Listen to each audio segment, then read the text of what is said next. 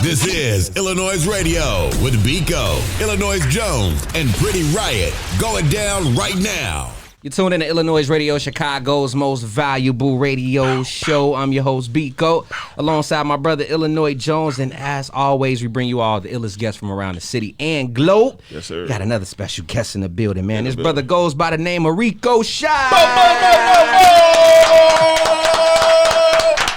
I say, hey, y'all doing? Welcome, my dude. Welcome. What's up, fam? Welcome. What's up, baby? How you feeling? doing, baby? It's been a long time coming for this. Hey, listen here. I just gotta time. tell the people how this shit, Yeah. how this shit just happened within over a year. Was it a year? Yes, yeah. So he came in for an ill style. He wasn't the person doing the ill style. He was with the person that was sitting in this chair, Monty Jordan, and brother. And he was like, "Yeah, I'm coming back in here. Y'all gonna hear me. Y'all gonna hear me." He said that. He said, "Y'all gonna hear me." Boom. Bumped into him at the Freddie Gibbs listening party at the movie theater. He like, "Yeah, I'm working. Y'all gonna hear me. Y'all gonna hear me." Go ahead. Boom. Couple months go past. This motherfucker gonna sway in the morning, Joe. What the fuck? And now, like you say, he coming back. Y'all gonna hear him. He right here now. Yes, he is. On the real. Welcome, brother. Thank y'all for having me on here, man. I appreciate this. You know, y'all been doing things since I started wanting to rap. You know, iLLANOiZE Radio been around for a minute. You know what I'm saying? Since I started wanting to rap, I would say like, not since I started like a shorty, but like I say like Professionally? Yeah, professionally. I say like 19. That's like 2016. That's when I started seeing everybody like that was like getting buzz in the city, do like the Illinois show, or it was like I don't know what it's called. Concert. We was Yeah, having a lot of it's your that. concerts. Yeah, and it's the headliners, Ill Fest. Yeah. Yeah. Yep. And that was the first one I Damn. went to. It was packed. I'm like, damn, how do I get on that stage? You know what I'm saying? So Man, you been rocking, my brother. Damn. Yeah, I hear dreads. I think I did too. Yeah, I did too. Damn. I mean, shit, Jones just gave you a good ass, great ass intro. I mean, how Man. life been lately, my brother? For you, how you feeling? Life been amazing. You know, we are wrapping up. But basically, we getting ready to put out the album, Eastside Collection Volume 1 Flavors, and that's what the album title is called. It's my first project. I'm not even gonna call it an album. You know what I'm saying? We gonna call it a project. You know what I'm saying? Why you switch from album to project? What's I feel like it's a deeper meaning behind me personally. I feel like it's a deeper meaning behind putting project in front of what you're presenting. So I said I feel like it's the Nipsey route. It's like so the label can't say this what you did with your album. You know what I'm saying? Mm-hmm. So it's like we gonna wait till we build the buzz up to call something an album. You know what I'm saying? To where it's undeniably been what everybody been waiting for it. The leverage. You know what I'm saying? So but besides that, working in the community. As I always do. I'm building right now. What I'm building is, I got on the jacket. It's called Eastside Collection. I actually been building this for like, on the low for like the past 3 years. Ever since me and Csick, we created it. Well, he created it, but I took the ownership of it because he was like, Grizz, I just feel like you got more purposeful meaning behind it. So I need you. He was like, man, I would want you to do it because I was giving him ideas on what to do, like in the community, like make Eastside Collection something. You just go clean up the community. Fuck it. Have the rappers just come out. If you're an influencer, have everybody just come out this bitch. Let's clean up from 87th and Jeffrey to like 75th and Jeffrey. Let's just do it. Let's just help the hood in some type of form of fashion. We started off like that. Then we started giving out sandwiches on 87th and Jeffrey. Niggas know the Rico sandwich. It was amazing. Everybody was coming to grab them joints. For real, we got rid of them sandwiches like 30 minutes. People would just set up the table, sign free sandwiches. This is how it started off. But we kind of like stepped back from it because it's a whole process with starting like work like that in a professional way. You know what I'm you saying? say work, you talking about like within the community? Yep. Okay. Just like nonprofit work because it costs money to do this stuff. We want to give back, but it's a way to give back where you're not hurting yourself financially. Free ain't really free. Yeah, free ain't really free. You know what I'm saying? So, but it started like that. So now I'm complete owner of it. And it's my brand, Eastside Collection. We're gonna be doing things in the community. We're gonna be teaching curriculums to these kids. It's gonna be real powerful. This is what I'm building right now, and it's about to take a surge. I gotta ask because I know you real heavy in the community and you're really for the people. in the day and age where everybody's moving in their own world, and focus on their own goals to accomplish, what made you stop and look around and was like, this shit has to change? Yeah. Man, to be honest with you, bro, I'm really from the southeast side of Chicago. Excuse me. And all you see is programs that used to be there, not there anymore. The programs I had with, I could do baseball up at Thule Park. They just rejuvenated that program, because it was a lot of people dropping out of that the community wasn't really participating to coach these kids. You know what I'm saying? Thank God for my dad. He was one of the people who took it upon himself. He coached me in that way. You know what I'm saying? He was like, man, I'm gonna make sure at least I'm coaching so you could be playing baseball. I ain't see it like that then, but I would say that's what really made me do it. When I went back to Thule Park, and they were telling me like, man, the program ain't been, these shorties ain't. It's only like 2 baseball teams. It's like 2 for Pee Wee and it's 2 for like Little League. And I'm like, damn, it decreased like 6-8 teams a league. So I'm like, all right, well, what the fuck do we need to do to make this shit get rolling again? How do we get sponsors over? How do we get Nike or whoever the fuck to get over here and sponsor these shorties, and how to give our shorties the ability to just travel with their sports and really give them that skill? That's why in Oak Lawn and the Oak Forest, these motherfuckers roll when it comes to these sports, because they got that opportunity. These shorties ain't got this opportunity. And they got more of that budget. They got more, a lot, way more of that budget. Way more. Shout out to the Illinois speakers. Now, but go ahead, my brother. I was gonna say, go ahead. No, but that was I would say that was like the main reason. And then I was thinking, like, as far as rappers that's doing it, it's like we all be speaking on this shit in our music. Like, we all speak on this community shit. Some people, they lyrical miracles with their bars and shit. But it's like, I don't see nobody out here with these kids though. Where's everybody at? We are rappers. We are the MC. This is the anniversary of hip hop. The MC was the educator of the hood. It's not the school for real. It's the MCs. It's the rappers that was around giving all this poetic knowledge and shit to the people, the spiritual knowledge. And it ain't like that no more. We just destroying them, or we not being involved because we feel like we focused on what we got going on. You know what I'm saying? Yes, so I just decided to start serving, and that's what happened. With you dealing, with kids, do you have kids yourself? I have no kids. Damn, that's deep. Yeah, I have none. I know you're gonna be an amazing father. Man, I got. We looked after. So I mentor 12 interns directly. Their ages between 16 and 17. They are directly. Then the other people are like, it's about like 32. It's a curriculum at Healthy Hood called the Art of Discovery that I'm a part of teaching. Healthy Hood is a nonprofit organization as well that I represent as well. But with that, I'm gonna use what I learned there and give it back to my hood. You know what I'm saying? Because when I brought them shorties to Healthy Hood, they like, man, we ain't never experienced this. They had the option to work with a media crew. They had the option to learn political education. They had the option to learn health and wellness, the spiritual part of it. They had a chance to be arts and culture. You know what I'm saying? So when they came to arts and culture, we got a wide range of shit. They was, man, them kids love that shit, bro.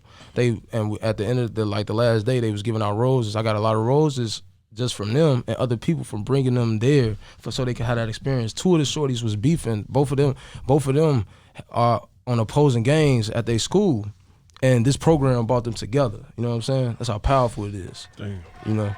Real shit. Before we jump into this break, with you dealing with the kids within the neighborhood, what's some of the trauma you've heard them speak on that raised you to make you want to change things even more? Because I know I heard a story, clip from you recently about you met a shorty that was cutting himself. Yeah. What's some of the trauma that you've so been around? That was one instance. I could give you another one. One of my shorties, his brother, like in the summertime, one of their closest friends got killed. And one of the other friends I was supposed to be in the program, he had to flee. Basically, he had to go somewhere because they was trying to get him too.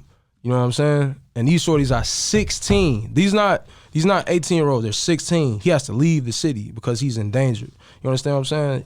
Holding his brother's blood in his arms and everything. I had to call. I was calling him all summer to make sure he was straight. You know what I'm saying? Like that's just one episode. Then you got another one that I work with right now. His mama got stabbed in the neck 2 weeks ago. You know what I'm saying? His like mama what? Got stabbed in the neck. But it's how they coming up. It's where he at. I'm not gonna speak on like real talk with his family involved in, but like shit like that. Well, now he feel like he gotta go do something because this is my motherfucking mama. Yeah. You know what I'm saying? So he's 16. He willing to catch a charge. You know what I'm saying? So how do you talk to them? They don't have people to facilitate this energy with. You know? Yeah. So it get deep. Yo, what's up? It's your girl, Pretty Riot, and I'm sitting pretty starting riots right here on iLLANOiZE Radio. And every single week, you come and you watch these great interviews, and you still ain't subscribed. What are you doing? Hit the subscribe button and turn the notification bell on too. I forgot we was still on that shit. You feel me? On the real, I love this guy passion, man, for the community, and I just feel like, you know, like who are some of your influences? That's what I want to know. The first one is musical influences. Would be of course Jay-Z. I love J. Cole. I love Kendrick. I love Tupac. I love Tupac, bro. Of course, I love Nipsey Hussle. These are my main influence. Oh yeah, Lauryn Hill. I can't forget Lauryn Hill. Lauryn Hill has a huge impact on my purity. And yeah, I'd say that's my top. Oh yeah, and Biggie. I love Biggie, bro.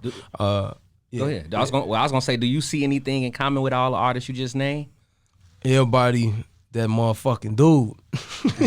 That's what it is. No, real talk though. Everybody every single person that I named has a story. That's every single person, and you know their story. Like, you ain't gotta go try to find it. Ain't no industry playing shit. Nah, this is grass rooted. And my number one influence of life is Chairman Fred Hampton Sr. Mm-hmm. You know, so yeah. I mean, what was your take on seeing the movie Judas and the Black Messiah? So Chairman Fred Hampton Jr. educated me that movie was he said between 60 and 70% real. That was the realest movie of the Black Panther Party. He said that 1996 movie was some bullshit. So if y'all watching it thinking he said out his mouth that was some bullshit. But I would say when I saw that, bro, I watch it all the time. I watch it so I don't forget. You know what I'm saying? This happened in Chicago. You know what I'm saying?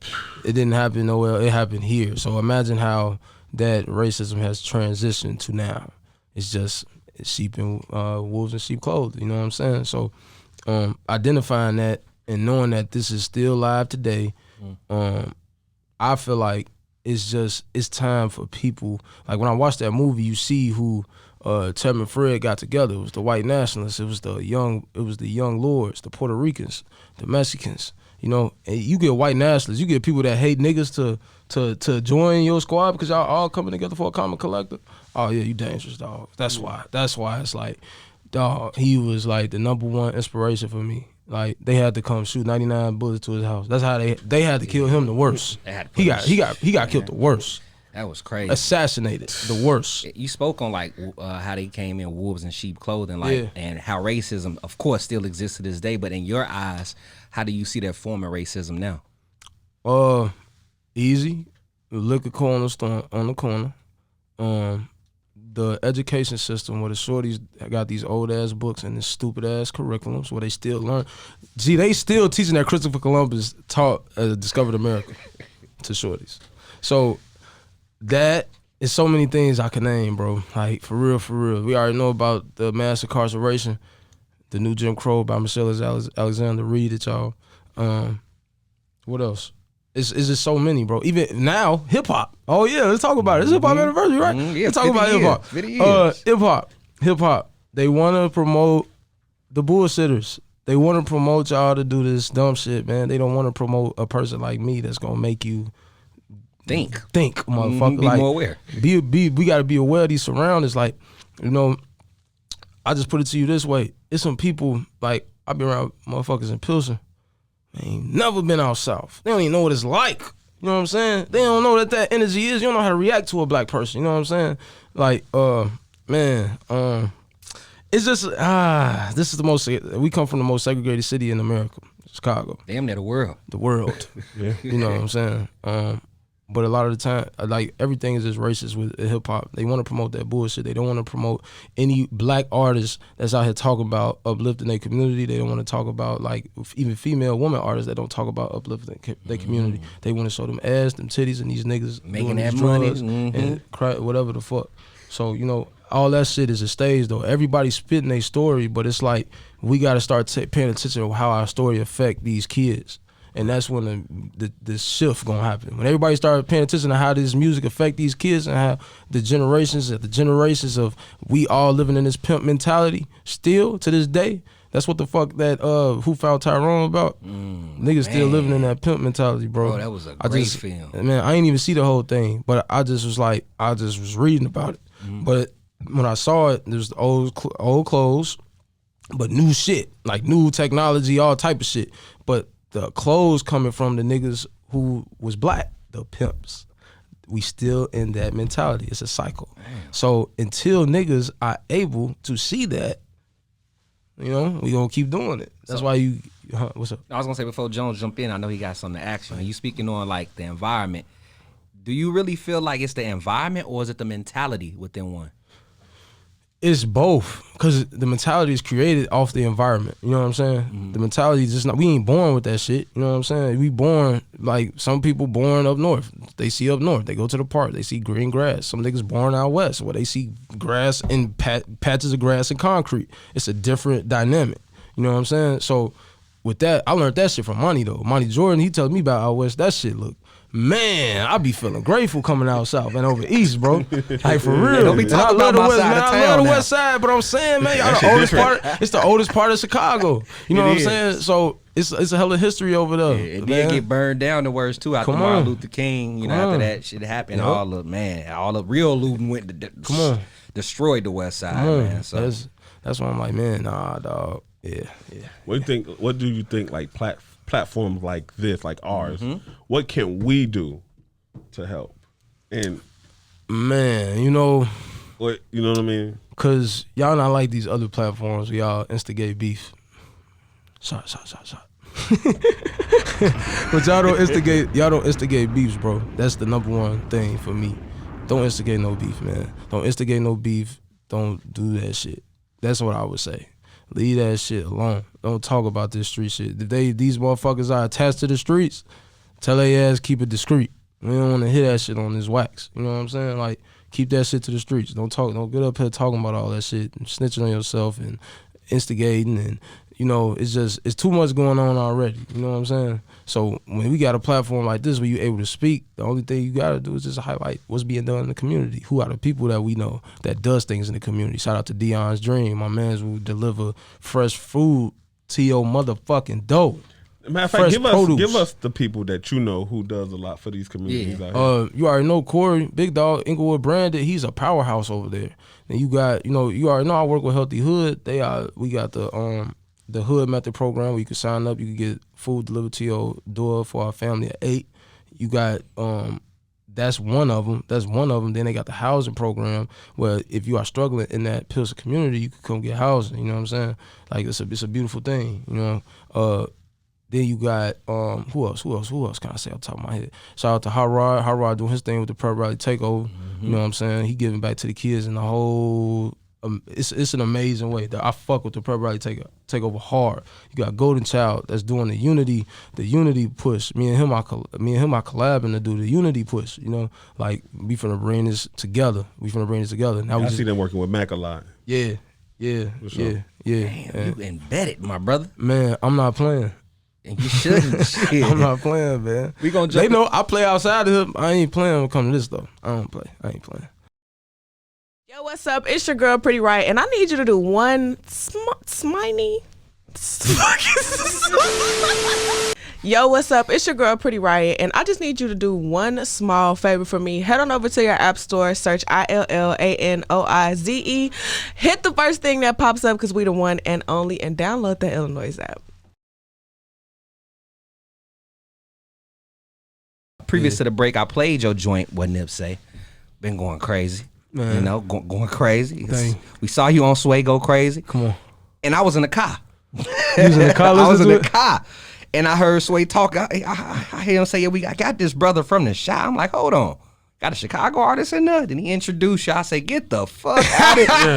That's crazy. That's crazy to hear that. Like it was perfect time. I'm like, "Get the fuck out of Yeah, he here!" was like, John don't never send me. If he send me somebody, I'm like, who the fuck is this nigga got up there? I know that nigga. got a chance to hear you, my brother. And I ain't gonna lie, I was like a proud little big brother, whatever you want to call it. Cheeks got the just blushing. Yeah. But I got a chance to meet Sway earlier this year. Yeah. Out in Ghana. Amazing dude. But what was your experience like, being there in that hot seat with a legend, of his caliber? If you watch that interview, I couldn't even, I was in there, I was lit. You know what I'm saying? When I did that freestyle and everything, man, Sway, I told Sway to his face, man, I love Sway. I love that dude. I watched Sway freestyle since I was like 14, 15, around that time. So to be on there and to watch so many episodes where I'm hearing it, but it's me in the seat, it was crazy. I watched so many episodes, so I'm hearing the audio of the punch, they little edits and shit, the shit that they put in, like the claps and shit like that. And I'm like, damn, I'm like, damn, this shit crazy. Right? Yeah, I'm looking at Sway, I'm like, man, this shit crazy. I could not stop smiling, bro. But it was really like a dream come true, man. It felt like we just scratched the surface a little bit, I mean, I'm glad you went up there because me and Sway had some. Don't say beef. We ain't got beef. I just want him to know we got the best. We got the best rappers, and he's and me and him and he told me. I told him my team tight. Yeah, I got some. You got an arsenal, and I tried to tell him that he ain't want to hear it though. I told him in Ghana he wasn't trying to hear. He said, "Get your 5." We gonna go from there. So hey, come on, hey, what's up? Yeah. You already know. Sway was like, Sway still tells me that. He be like, man, when that, he waiting on my project. He waiting on it. I love that. He gonna play. He been playing my track. I love Sway, man. Is the connection there now? Yeah, oh yeah, for sure, for sure. Good. Because I connected with him off camera, on some real shit, and I feel like that's what took it though, because man, I'm like. I fucking love Sway, so whatever I need to say to Sway to lock that in, I said it. Goddamn, and I gave him a free big ass cigar weed. I know. It's a big. They call it Godfathers in New York. Gave him that, but he was like, "Hey man, when you saying that, man?" I'm like, "Wait, Sway was like, hey man, when you saying that, man?" It was funny as hell, man. But yeah. Is there anything he shared with you like off air or even on air that pretty much motivated you even more? When he told me, first and foremost, when the hyena thing is a dream. You know what I'm saying? That's real life. Like, everybody don't get that. Everybody don't get the hyena celebration. Everybody don't get that. I need y'all to understand that. So when I got that, nigga, like, goosebumps, blood rush, all that. Adrenaline was super high. Then, but what really got me was, like, when I was talking about the labels monetizing the trauma of the artists and shit. He was like, man. I'm like, man, you know what they doing? He like, nah, speak on that. He looked at me like, like, man, speak on that. I'm like, word, all right, bet. Watch the interview. I'm like, word, bet, all right, bet. And I start speaking on it because I'm like, that's love. You a real one. Like, you a real one. You ain't try to skip past that.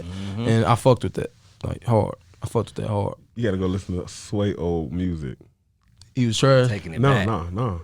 Sway nice. Music? Sway made music? Yeah, he was in the rap group. Wow. Yeah. Wow. Oh, Heather. Is it Heather B? What's Heather B? Heather B, I think she used to rap, but I know she did. She did used to rap too. Yeah, she used to rap too, but her husband is a part of the fat dude with the Uchiwali verse. That's her husband. That's her husband. Damn.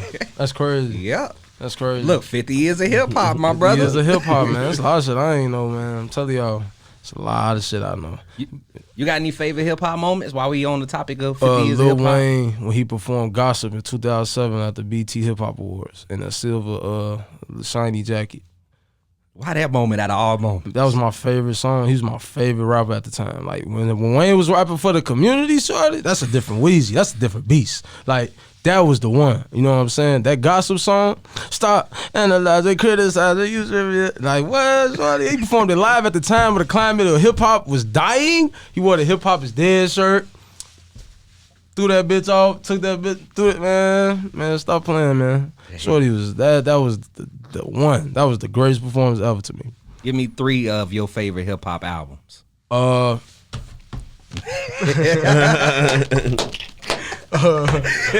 Tupacalypse is now. Kendrick Lamar, Section 80. I gotta be real careful with this, man. He said 3. You bogus as hell. I didn't want to. Bogus as hell, man. You want me to say 10? Yeah, That's 10. bogus. I got 10. I can name 10 off the rip. I go crazy. Nah, you get nigga 10, nigga like, damn, give me 20. All right, I have to give you 20. That last one, bro. What's the album I cannot stop listening to, bro? No matter what, man. It gotta be the Black Album. The Black Album, Jay-Z. Black Album. I bought that album. I gotta ask you though. That was the first CD I had. I stole it from my daddy when I was a kid. I took it. And I was like, man, I just started playing it. My dad didn't, man, my daddy wasn't bumping no damn hole. He said like Phil Collins. But he had to He like Phil Collins. What's the dudes that made that one song too? Anyway, Cypress Hill. He like Cypress Hill. How did you like? I gotta ask you because this came out in '91, right? Mm-hmm. What made you like?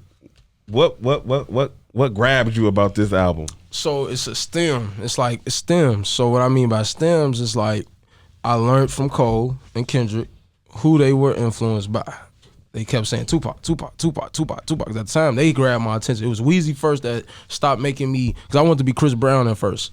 Whoa, I wanted to sing, G, on the game. I wanted to sing first. But, man, I'm like, that's not me. It's no. So I picked up. You're right. I say yeah. What?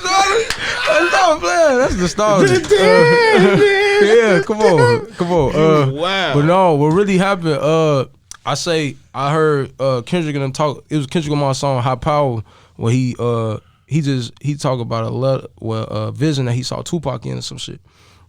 But I love Tupac. Then I started doing my own research. I started doing my own history. I mean, my research on his music and how connected he was to the community. And I love that shit because at the time I'm realizing like not a lot of people is like speaking about community shit, but J. Cole, but them. I'm like, man, what's going on?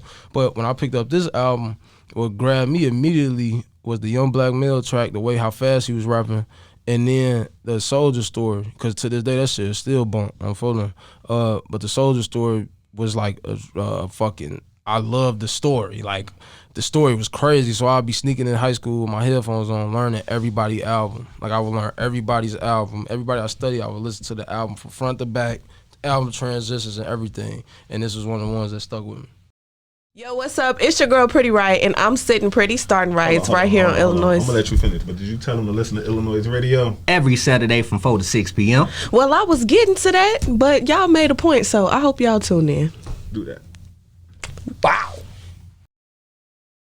So, musically, man, you linked up with the legendary John Monopoly. Yeah. Like, what does that link up require? Is that management? Is that label?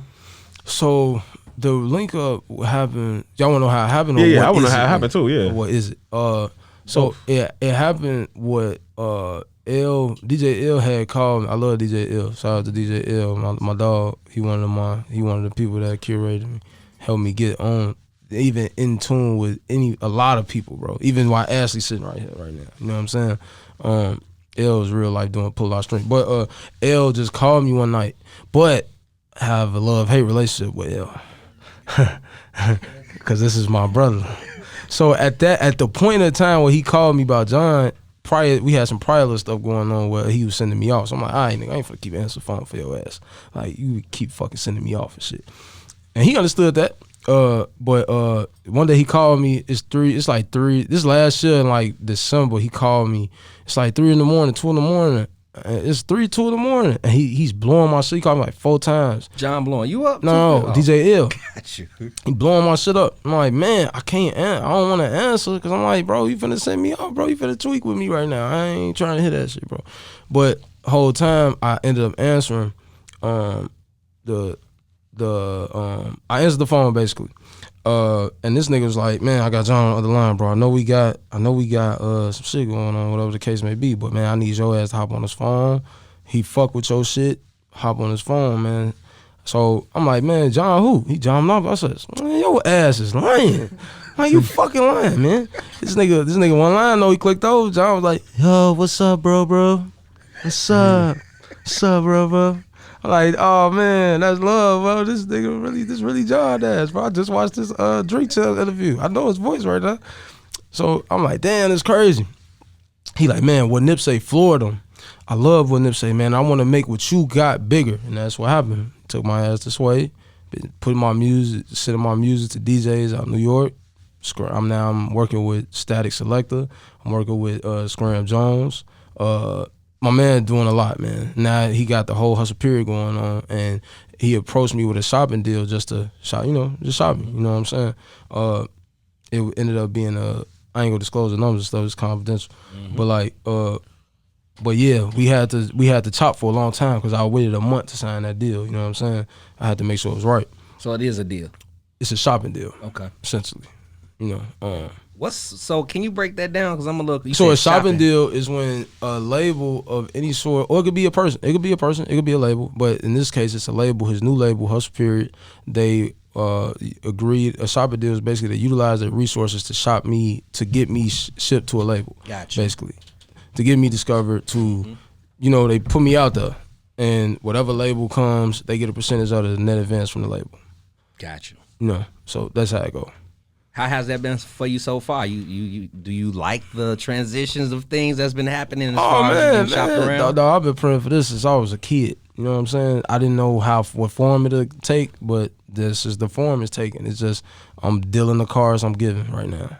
I'm dealing the fuck out them bitches too.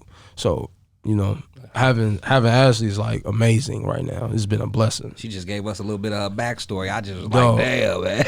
Yeah. Super dope. Yeah, but having her a part of my team, we really like, John is like he's the OG of the label, but like we do the shit. We do the fucking work. You know what I'm saying? Mm-hmm. Like, yeah.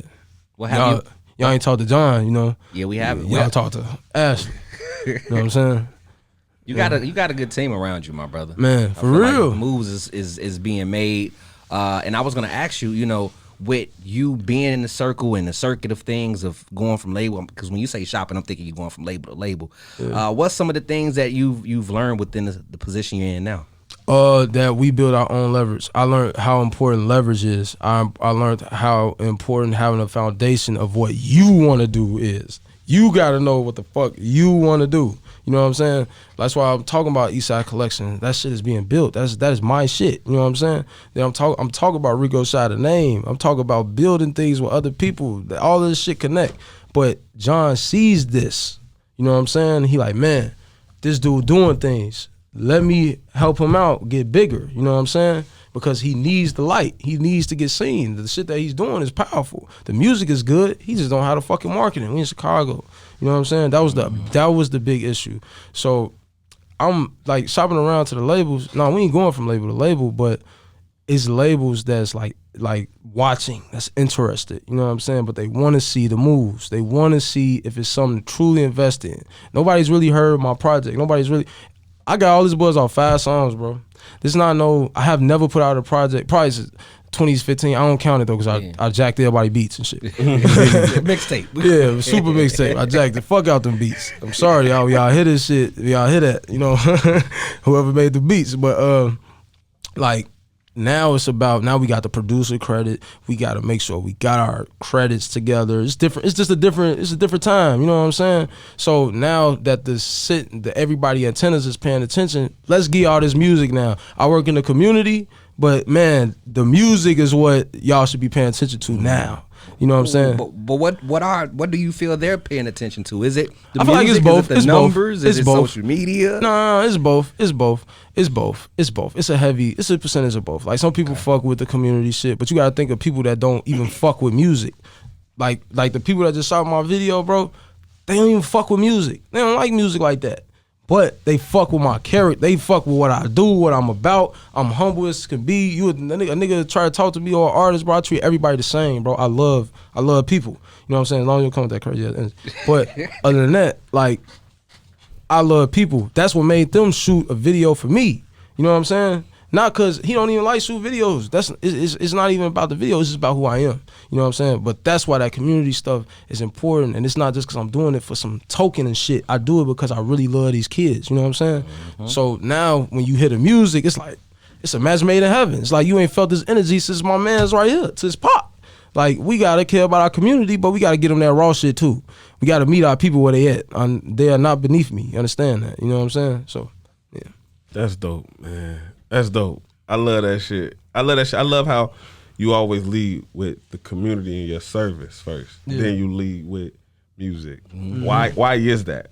Because you want to say that your artist, that your community built you up and put you on the stage. Not some weird shit happened. Not on an industry plan, but our real life got organic following from real fucking people. You know, like it ain't no internet shit. You know, even though this is an internet area, internet wave, a lot of the hip hop is failing because nobody has a real grassroots fan base. Everybody just come and go fans. This shit is it always comes back to this. Every 10, 15 years, it's gonna come back to artists developing they grassroots connection with their fans. That's why J. Cole to this day he do the Dollar in the Dream tour. Mm-hmm. If you pay a fucking $1 to get in that bitch, like that's a real thing. I think he doing it next year, but that's a real thing. Them fans remember that shit. Yeah. They remember I stood that there album. From the House of Blues. That's my shit. You know what I'm saying? Yes. So how do we build the grassroots foundation? You know, I'm out here. You see my face in this community. Now you about to hit this music. Y'all about to put the name with the face. You know, the music with the face. So with this project, like what producers have you been working with? So for this project specifically, I worked with only 2 producers. I worked with Csick and I worked with Renzel Wave. Csick. Like, let's talk about working with Csick, because this motherfucker. He produced the joint for me. You feel what I'm saying?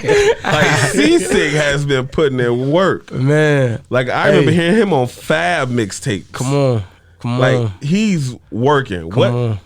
Like, y'all have a real bond. Yeah, it's a real, true. Yeah.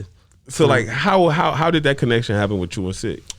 Man, it's a super long story, but I'm gonna keep it short as I can. I just put it to you this way: my other manager Jalil, he linked with me. He linked me with Csick on the phone. Like, he's the first person that's like, "Yo, I'm finna get Csick on the phone. You talk to him, whatever the case would be. You know, try to get some beats, because you need some beats now. We gotta start ripping these people's shit. Mm-hmm. Cool, let's do it." Csick talked to me like a regular artist though. He's like, man, you know, he's down to earth, so he gonna talk to you, he gonna uplift you, he gonna tell you all this stuff, but he's going to talk to you like you're a regular artist. Yo, that fee too. That fee, yo, it's $300. But if you know you ain't got it right now, I send you the beats with the tag on them. That's what he charged me. Come on. He sent that beat with that tag on there. He let me know if you like this one. I'm gonna keep that. Purchase your track today in there. That's in them beats though. So you have to work on these beats with that in there, because no, I cannot afford to give you $300, bro, for a fucking beat. No, I cannot. At that time, shit, to this day. But to this day. Bro, I'm for real, bro. Like, for real, a lot of the music I make, bro, is with producers. I build relationships with them, bro. Mm-hmm. So they fuck with me. They don't care about the bread. You know what I'm saying? That's why networking shit's so crucial. But I'll say this, me and C, we met like that. And then, but what got us super close was when I did like a community cleanup around the time that people was looting. C gonna say some other shit, mm-hmm. But I remember it very vividly. But my man's what happened? No. See, I don't remember it vividly. He does. I bought a sweater off him, the Eastside Collection sweater. It was a yellow sweater. I shot a video in called Real Friends on my page. And I just wanted to wear it because it had all the Eastside staples. I'm like, man, I gotta show love to the Eastside, bro. You made that shit raw as hell. And from there, I did that, supported his shit. He saw that. Then what also added to it when they did the looting, I put on my page, yo, let's all come out here and clean up together. You know, Brittany Carter came out. Shout out to Brittany. Csick came out. I had some of the my rap homies came out. There was a lot of people out there just helping clean up from 87 and Stony to 75th and Stony. That whole lot with Jules and shit right there. But that's what I curated. And then we walked from there to the protest about the barber on 71st and Jeffrey that died. They was protesting, the police had a standoff with the people. So we go there and we pull up over there. And CC, this is what I'm about for real though. You know what I'm saying? I'm about this. And he like, damn, bro, you made me think of so many shit with Eastside Collection. And then from there we hoop. Then we started working on The it. genuine Yeah, relationship. listen. What's you solidify everything with hooping. Black people in sports, listen. We gonna finna go hoop. We finna go hoop. Let me see what is this real? Let me see if this connection real. It be like that with niggas for real, bro. What's niggas hoop, bro? All that animosity, all that tension go out the window. You ain't got no real friends if y'all ain't never hooped together. Real shit. I want to ask you about this comparison, man, because you said it in this joint I got loaded up, Slip Away. You compare y'all relationship to, like, not relationship, but you compare yourselves to Snoop and Dre. Mm-hmm. Why not Kanye and Jay? Because, and I say that because you on the monopoly, you know. Yeah, Jay your favorite artist, one of your favorites. I say, this is why I said Stupid Dre. One, because it rhymed. Two, I said Stupid Dre also because Stupid Dre had an impact first before Kanye West and Jay-Z did. You know what I'm saying? Jay-Z samples Snoop Dogg shit. You know what I'm saying? Not the other way around. Mm-hmm. So I said Stupid Dre because that was what they created back in the day. It was crazy. Yeah, facts. Crazy. It was a breath of fresh air, bro. And that's how I feel like me and C is. We a breath of fresh air. It's like people want to hear real rap now. Yeah. You know, people back in that mode was like, we tired of the same shit, man. Everybody tired. I hear it all the time, man. I hear it all the time, bro. So, yeah, we like the new Stupid Dre. What is it like working with Csick? So C is not no fucking walk in the park. At first it started off cute, you know. He like, all right, get your bars off, hurry up, come on, tell all the stories. All right, now nigga, we gotta make songs now. Stop trying to rap over everything. Make songs, you know what I'm saying?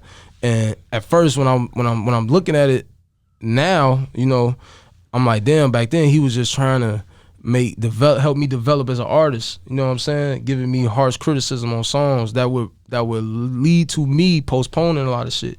Like postponing when I would put out the song because I wasn't confident in the hooks. Nor was he confident in the hooks. But now we got it to a T where it's like we understand that I had to go through developing my style to be able to be like, all right, now I know my style, now I know who the fuck I am.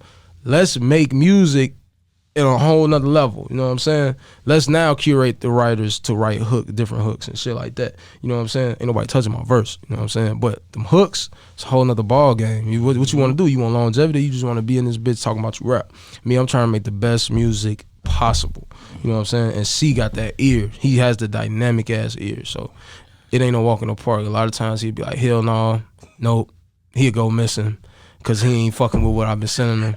Like, for real, he'll go missing. Yeah, he go missing. But you send him that heat, you get a lot of fire emoji. You be like, yeah. He be like, yeah, Chris. The fuck I'm talking about? That be on FaceTime till like 3 a.m. You know what I'm saying? But them times where you sending them songs and you ain't getting no response, you know it ain't it, bro. So yeah, I've been saving this question because this Slip Away joint, I ain't gonna lie, yo. You know what Nip say tough.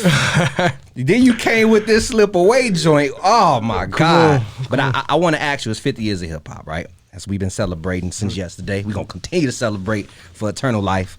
But do you think the code of hip hop ethics is slipping away? Hell yeah. Niggas not telling the truth no more. I just told my interns in the car, I'm listening to all their music, all of them from the street, so they all making what? Drill. And I'm looking at someone, I'm like, you don't look like you do anything that you're rapping about. So I don't need you to be doing that. You know what I'm saying? The code of ethics of hip hop is truth, storytelling, community is dance. You know what I'm saying? It's just the dancing is here, but it's like, dog, we missing the knowledge. We missing the wisdom of hip hop. Like, we got it in certain forms, but niggas will call you too preachy if you out here rapping shit that matter.